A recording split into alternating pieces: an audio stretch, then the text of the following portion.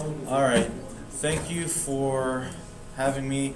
To my esteemed member of government, Trevor, and to the opposition, David and Sanjana. We have decided to argue the point that permanent seats on the UN Security Council should probably be abolished, and that would be a good idea. The opposition, do they accept? Yeah, we're good. All right. They don't have to. But All right.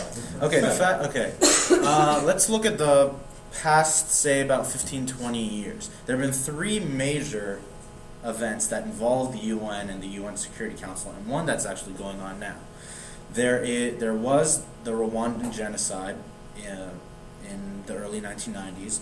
There is the continuing genocide in Darfur in Sudan, and currently right now, and that's dominating the headlines, it is the siege in Gaza between Israeli forces and Hamas militants. Now, what we see is that these conflicts, the two conflicts that are going on now, have immense pressure by the public for some kind of resolution to come out of it. That the UN should step in. And the fact of the matter is that it has its hands behind its back. And we as the government postulate that it is because of the Security Council. Now let's look at what the UN was created for. It was created for encouraging conflict resolution and cooperation between governments. But how can this kind of an attitude towards cooperating with other governments and fostering an atmosphere of peace be realized and actualized when there are certain countries that, solely due to what happened 60 years ago and has not taken much into account about what has happened in the subsequent 60 years, is that they have veto power over what happens in those three areas that I mentioned before. Now, we also see that we can look at these individual cases. In Rwanda, we saw that the United States was severely criticized for holding back on holding back on assistance, and its spot in the United Nations Security Council may have contributed to this in that it held veto power, and there are millions of people died because of that. Second, in both Darfur and Gaza, is that in both of these conflicts you have two competing forces. They're not nationalized forces, really. They're separate fragments. And back when the United Nations Security Council was formed, these mini non-state players were not really actualized. So the idea of a Security Council kind of sanctioning a non-state entity is much more difficult, and as a result, more of a kind of a democratic process within the UN would likely be necessary to resolve this, and that the UN as a whole, not by using the veto powers in the Security Council itself, would be used to resolve these conflicts. Now think of what's going on in Gaza right now.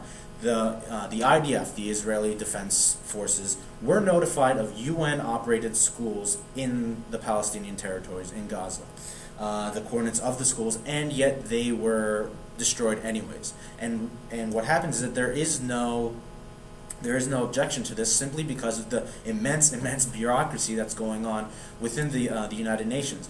How many of us here have heard within our lifetimes, or even within the past 60 years, of any one event being held up on a pedestal as the UN Security Council, or just the UN in general, as doing something useful and actually resolving it? The UN has proved to be an immense bureaucracy in solving the world's problems, and while complete abolition of the United Nations as a whole is not what we're proposing, the idea of a Security Council does not help that image. Now think of it, especially the United States. Within the past 7-8 years since 9/11, the image of the United States in the Middle East has not taken a very upward trend in our public image.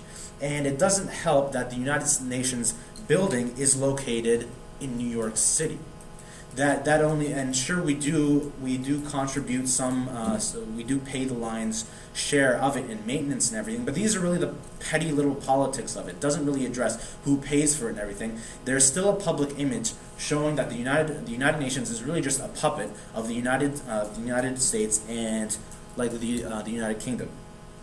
China, Russia, France.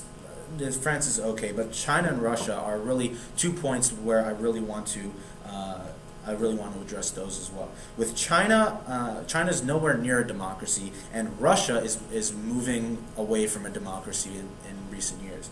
And the fact of the matter is that if those things are not stemmed, this transition away from democracy and from stable forms of government that respect human rights and the things that the United Nations was founded upon, if they keep going, there is inevitably going to be a conflict. And whenever there is conflict between members of the Security Council, political conflict, not armed conflict, I want to make that clear, but when there is political conflict, when the United States and other nations are holding back on a vote or a veto or something like that within the United Nations Security Council, lives will be taken and people will die, and as a democratic government, the United States cannot stand by that.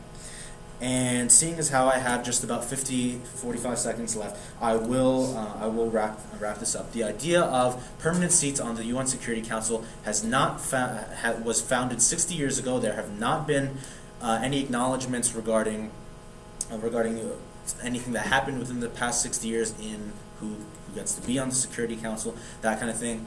There's really no way to help the UN's image of being a puppet of the United States government because of its position in the United States. And the fact of the matter is that the United Nations is an extremely expensive, extremely bureaucratic organization that really operates with its hands behind its back, and we feel as though the permanent seats on the UN Security Council hinder that, and for that reason we are happy to propose this.